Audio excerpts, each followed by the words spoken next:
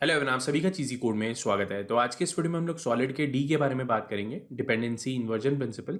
तो ये सॉलिड का लास्ट प्रिंसिपल है। इसके कुछ एग्जांपल्स देखेंगे और भी बहुत कुछ। तो शुरू करते हैं हमारा लेक्चर। सबसे पहले इसकी डेफिनेशन के बारे में बात करते हैं। तो इसके अंदर हमारे पास दो पॉइंट्स है।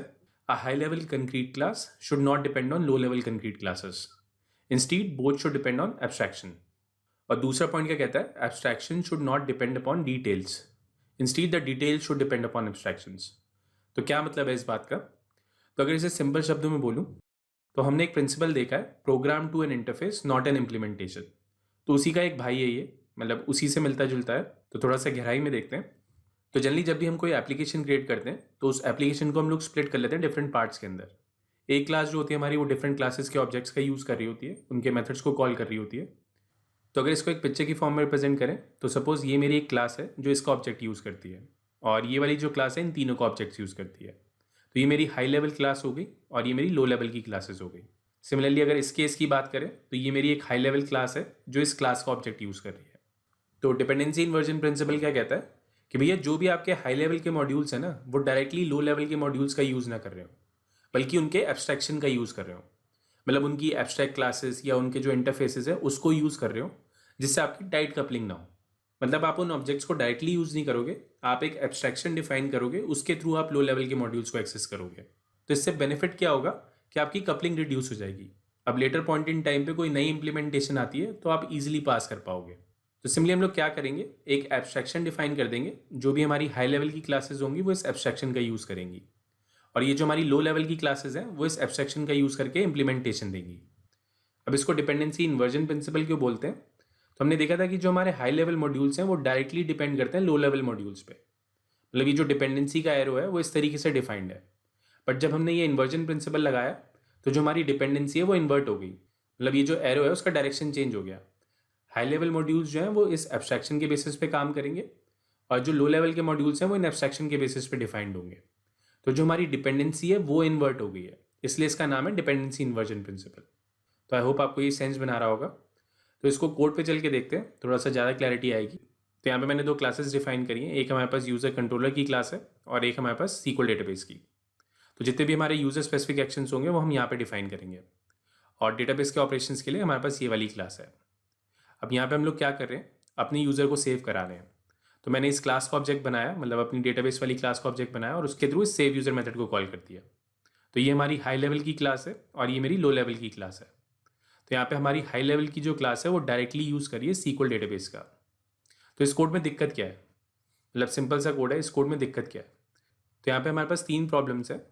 पहली प्रॉब्लम ये है कि जो हमारी यूज़र कंट्रोलर की क्लास है वो टाइटली कपल्ड है सीक्वल डेटाबेस के साथ। इसको सीक्वल डेटाबेस का ही ऑब्जेक्ट चाहिए तभी ये काम कर पाएगी।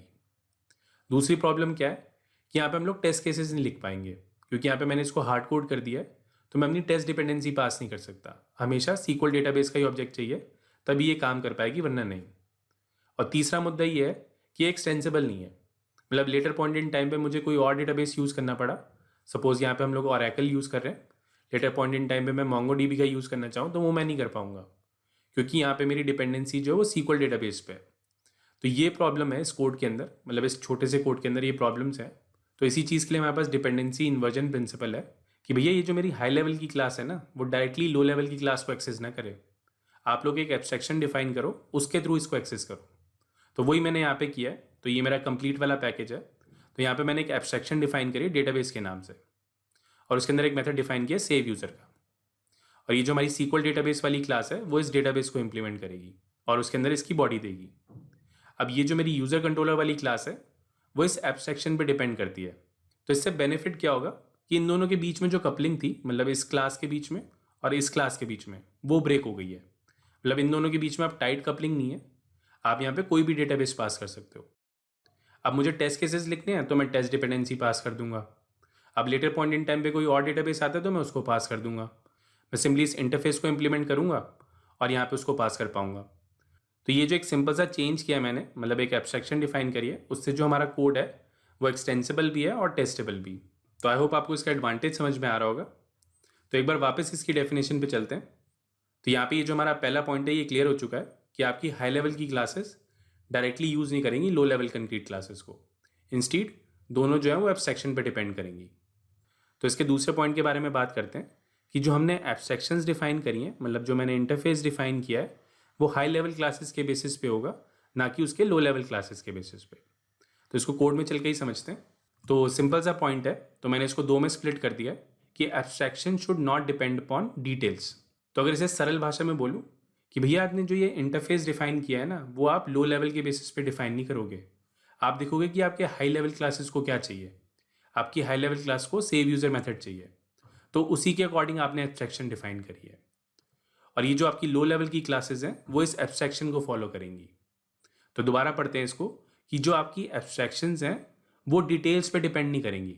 मतलब डिटेल्स का मतलब यहाँ पे ये है कि लो लेवल क्लासेस पे डिपेंड नहीं करेंगी कि लो लेवल्स में क्या होने वाला है। उसके बेसिस पे आप अपना इंटरफेस डिफाइन नहीं करोगे। आप अपना इंटरफेस डिफाइन करोगे अपनी हाई लेवल क्लासेस के अकॉर्डिंग। और जो हमारी डिटेल्स हैं, मतलब ये जो हमारी लो लेवल की क्लासेस हैं, वो इन एब्स्ट्रैक्शन का यूज़ करेंगी। तो वही यहाँ पे हो रहा है कि ये जो हमारी लो लेवल की क्लासेस हैं वो इस एब्स्ट्रैक्शन का यूज़ कर रही हैं, उसके अकॉर्डिंग ये इंप्लीमेंट हो रही हैं। तो ये मतलब है इस सेकंड पॉइंट का। तो उम्मीद है कि आपको ये समझ में आया होगा।